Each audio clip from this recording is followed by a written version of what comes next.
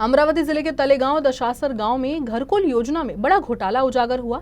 जिला परिषद के मुख्य कार्यकारी अधिकारी द्वारा गठित जांच समिति की रिपोर्ट के अनुसार घरकुल के 18 फर्जी मामले सामने आए हैं, जिनमें 20 लाख रुपए से अधिक की राशि का गबन होने की बात सामने आई है।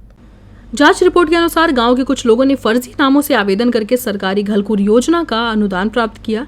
चौंकाने वाली बात तो यह है कि एक ही परिवार के पति, पत्नी और रिश्तेदारों के नाम पर अलग अलग घरकुल स्वीकृत किए गए। इससे योजना के क्रियान्वयन में गंभीर खामियां और स्थानीय स्तर पर मिली भगत का संदेह व्यक्त किया जा रहा है। इस बीच वास्तविक जरूरतमंद और गरीब परिवारों को अभी तक घरकुल योजना का लाभ नहीं मिला है। इससे गरीब और वंचित वर्ग में भारी असंतोष है। जांच रिपोर्ट जारी होने के बाद ग्राम पंचायत की कार्यप्रणाली पर सवालिया निशान लग रहे हैं और ग्रामीण दोषियों के खिलाफ सख्त कार्रवाई की मांग कर रहे हैं।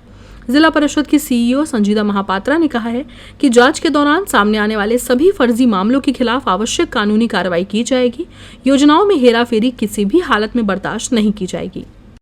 त्या चौकशी समितीचे रिपोर्ट माझ्यासमोर आणण्यात आलं होतं, तर ते मी संबंधित विभाग DRDA विभागाला सांगितलेले आहेत की त्या चौकशी अनुषंगाने माझ्याकडे फाईल पुटअप करायला, त्यामध्ये जे जे दोषी आढळून येणार त्यांच्यावरती आपण नक्की कारवाई करणार आणि जेवढे अपात्र लोक आहेत ज्यांना घरकुल मिळाले त्यांना पण ह्या उद्देशाने मी एक संदेश म्हणा की एक निर्देश देते की असं चुकीचं कारवाई करू नये। या अनुषंगाने आपण खूप कठोर कारवाई करणार त्यांच्यावरती, बिकॉज जे पात्र लाभार्थी आहेत त्यांना घरकुल न मिळतं, जरी असं बोगस लोकांना घरकुल मिळत असेल तर हे चुकीच्या बाब आहेत।